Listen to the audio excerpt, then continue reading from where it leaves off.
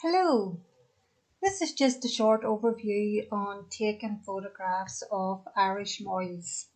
There's five basic tips really that we're going to be talking about today. The first topic we are going to cover is presentation, the presentation of the animal. And really there's four basic points here, that the animal's clean and not dirty, that the animal's dry and not wet, that the animal is warm and not cold, and the animal's in good condition, not poor condition. So when photographing an animal, especially if the photograph you're going to be using it for to help sell the animal or to enter a competition, a virtual competition online, the animal really needs to be clean. And this may require you to wash the animal beforehand and get the coat, well brushed. And this will apply whether the photograph is being taken, whether it's being a halted photograph or a photograph of the animal in the field. The animal still needs to be clean looking. Take photographs on a dry day. Besides the problems of the camera lens having droplets that will distort your photograph, the animals don't look their best. The hair will be either flattened or sticking up, and it's better if you do take a photograph on a dry day when their coats are, looking better. Again, animals that are cold don't photograph well. They'll not show themselves off. They'll either be standing with a hump on their backs, their heads down. And again, this is the same if you've just washed an animal that you're taking a photograph on the halter.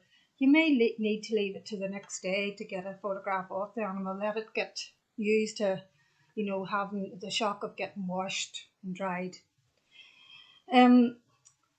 Again, livestock photograph a lot better if they're in good order and good condition. And I know it's not always possible, but sometimes due to closing dates of sales and photographs are having to be taken just after the winter months. And there isn't a lot that you can do about this other than making sure that they're clean, well washed and dry, and the coat is well brushed. If you can leave it for a few weeks of livestock being on better grass and better weather, they can look like a different animal. The second part of the topic that we're going to discuss is the angle that you photograph your animal at. Take the photograph of the livestock on its right side, and this is the side if you were in a show ring that the judge would be looking at, or if you were getting a professional photographer to take a photograph, this is the angle, the right side is the angle you would be taking the photograph of. Again, take the photo side on of your animal to get the full length of the animal. Now you may need to reposition yourself and take lots of photographs. And again, you may have to take the photograph at different heights. And again, it's better to take lots of photographs of side on position at the different angles and at the different heights rather than just a couple of photographs, because it's wonderful that difference of just stepping around a wee bit, the difference it can make in a photograph. And again, move yourself around rather than the animal if the animal is standing up not particularly well. The third part of this topic is the animal stance, especially the back leg stance. When photographing an animal, ideally you want to see all four legs. The two legs nearest the camera are slightly offset to allow full view of the two legs furthest away from the camera. This is easier to do with an animal that is on a halter because the handler can help you with the positioning of the animal. Out in the field it's a wee bit more difficult to get that perfect photo, but if you have patience and wait for the animal to take a step forward, ensuring that the back leg stance is in a position that is neither too far in underneath the animal or too stretched out. The fourth topic we're going to discuss is the head position of the animal. The Irish moil has a very alert, pretty head, and to capture the breed characteristics, you want to get the photograph of the animal with the head slightly lifted up, but not too high up, ears forward, and the angle of the head slightly looking round, just enough that you can see both ears. It might help actually if you have somebody with you to get the animal's attention to look alert. It's wonderful what getting the other person to rattle a bucket with nuts in it for getting the animal's attention to look interested on what's going on, and also to look in the direction which, makes the animal look alert and sharp looking for the photograph. The best part of this topic is the background.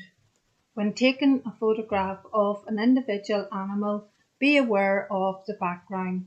And what I mean by this is try not to have a busy background with objects or other cattle or people in it, or even just gutters. Try and have it that it's a plain green with a grass field, grass garden background with trees or a hedge is great.